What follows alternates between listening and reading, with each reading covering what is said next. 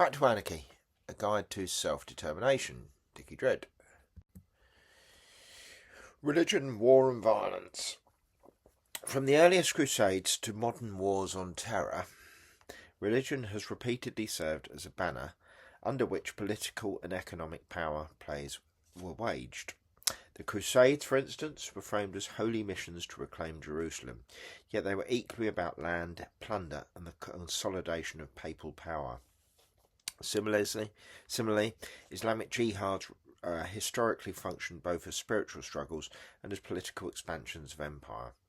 In Europe, just war theories gave theological legitimacy to centuries of conflict, allowing monarchs and popes to mask material ambitions beneath divine sanction. The pattern continues into modernity.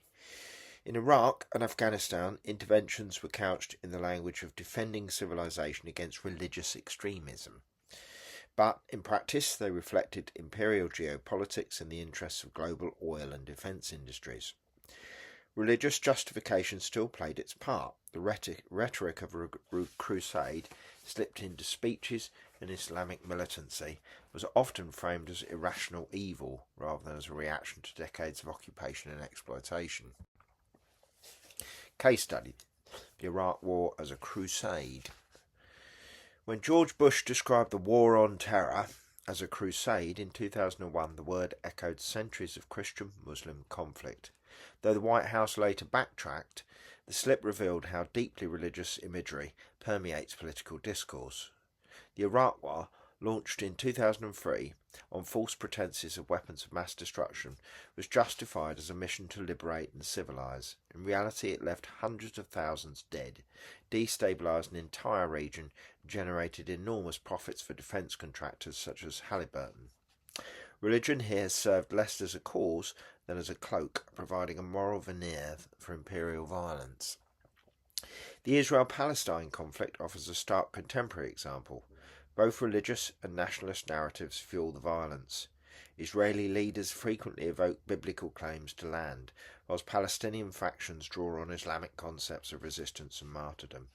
Yet beneath those invocations lie material struggles over territory, water, sovereignty and survival. Recent escalations, from the 2023 Gaza bombardments to ongoing settler expansion in the West Bank, demonstrate how religious symbols continue to legitimise what are, at root, battles for political dominance and resources. The human toll is immense: thousands killed, millions displaced, communities fractured along lines that are presented as divine but are in fact profoundly political. Case study: settler colonisation in the West Bank. Settler expansion in the West Bank illustrates how religious rhetoric masks colonial realities. Many settlers cite the Bible's promise of Judea and Samaria to justify seizure of Palestinian land. With state backing, settlements expand, olive groves are destroyed and checkpoints multiply, all under the claim of divine mandate. Palestinians resist under the banner of Islam and national liberation, but the asymmetry of power is clear. One of the world's most advanced militaries confronting a dispossessed population. Religious frames obscure what anarchists identify as the true drivers: territorial control, economic dominance and state survival. Religion and the nuclear age. Religious rhetoric has also been used to sanctify the most destructive weapons ever created. During the Cold War, both American and Soviet leaders evoked divine sanction for their nuclear arsenals. In the US, presidents regularly described the nation as chosen by God to defend freedom, while clergy blessed missile silos and warheads. Evangelical groups promoted apocalyptic readings of scripture that framed nuclear confrontation as part of God's plan. On the Soviet side, orthodoxy was strategically revived in later years to reinforce patriotism and justify military power. The effect was the same. Religion cloaked existential threats in a mantle of inevitability, narrowing the space for dissent. That legacy continues today, as nuclear powers evoke divine or civilizational missions to justify maintaining arsenals capable of annihilating humanity. As explored earlier when we talked about terrorism, holy wars, often serve as distraction tactics. While publics are taught to fear religious extremism, arms industries and states profit handsomely from perpetual war. The military-industrial complex requires enemies, and the religion provides ready-made categories of us and them. BA Systems' record-breaking arms deals with Saudi Arabia, for example, were justified under the guise of regional security, even as those weapons were turned on civilians in Yemen. For anarchists, the lesson is consistent with earlier discussions of money and the state. Religion functions less as a transcendent truth than a tool for legitimising violence, hierarchy and profit.